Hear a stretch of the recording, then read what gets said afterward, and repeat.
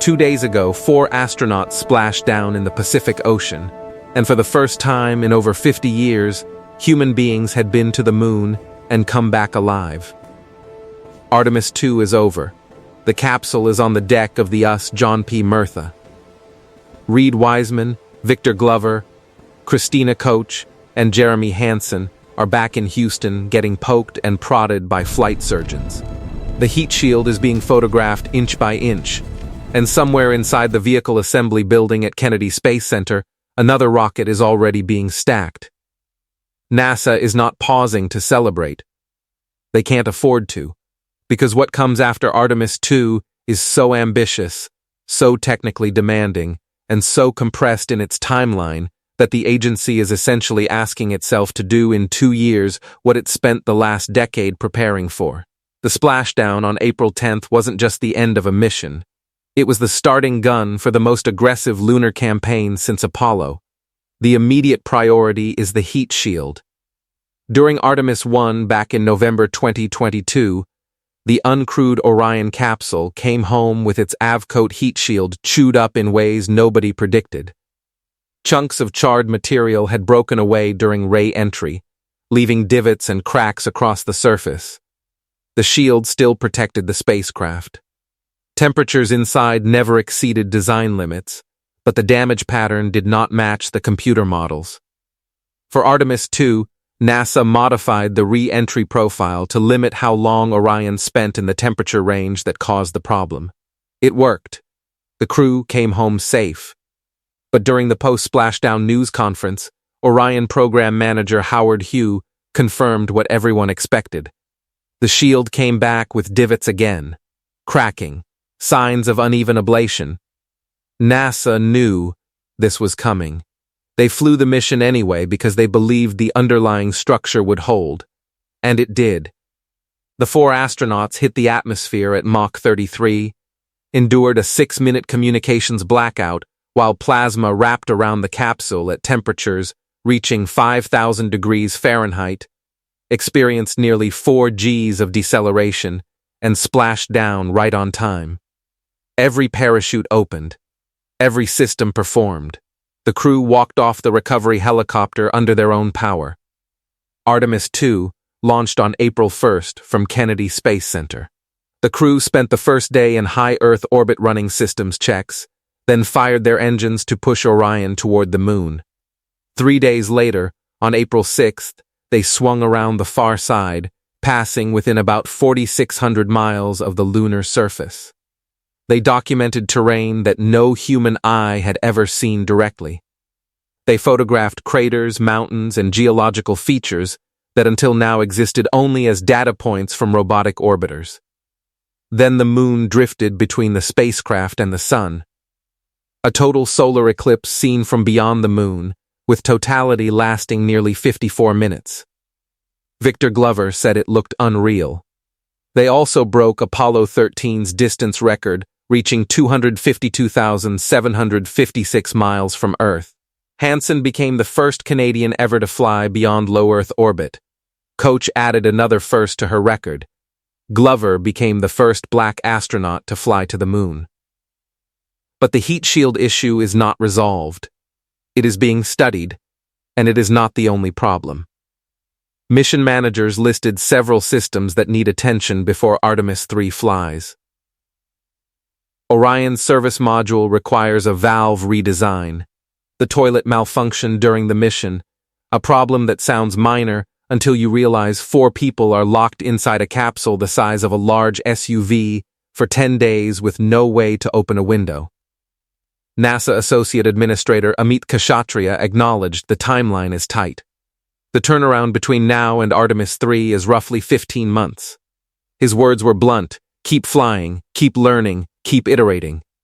The fix for the heat shield, a redesigned AVCOAT formulation with better permeability, is already being built into the Artemis III and IV capsules.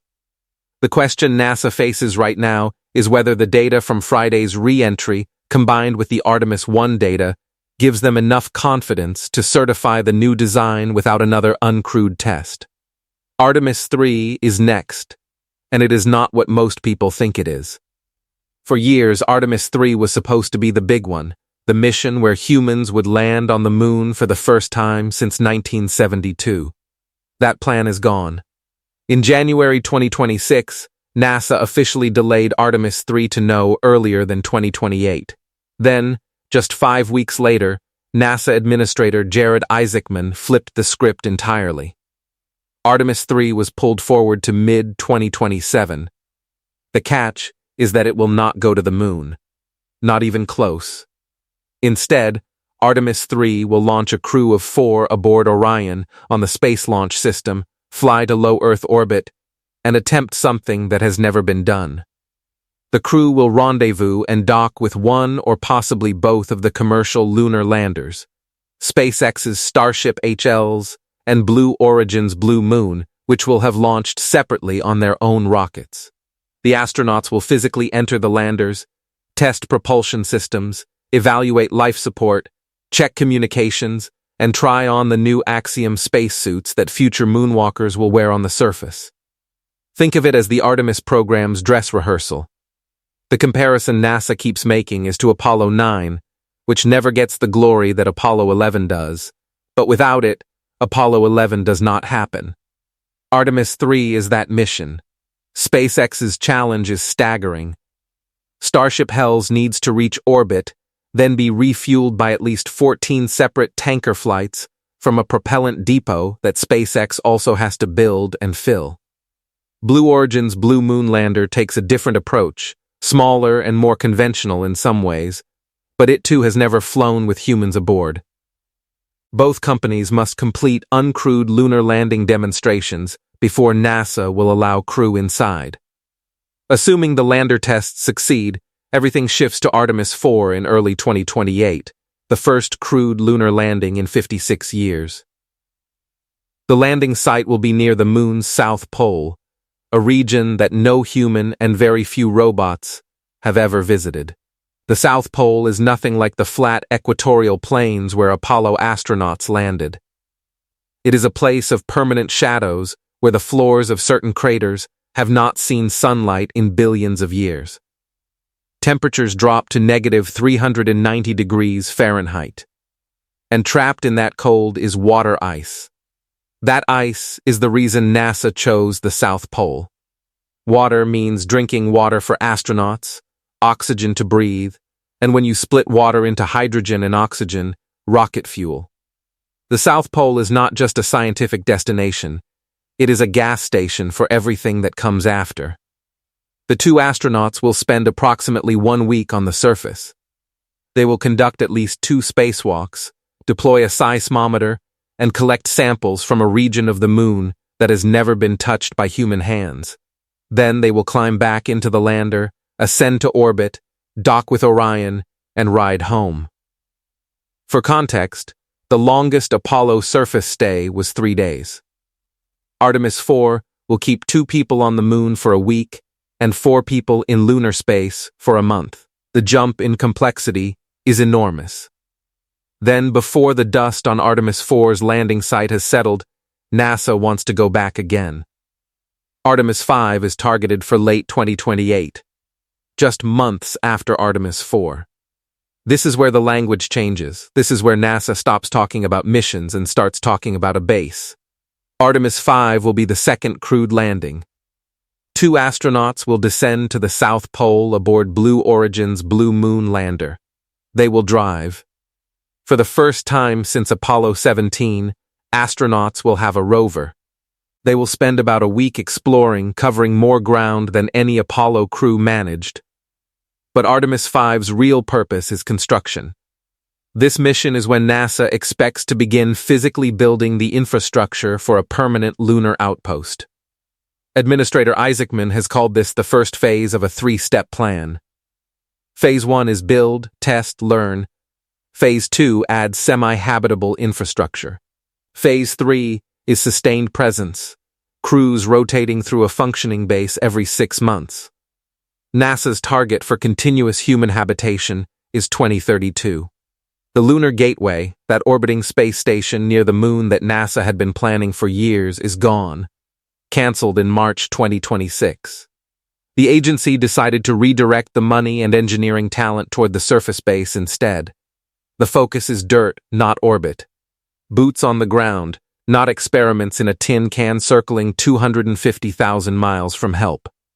The Cell's rocket itself nearly died, too.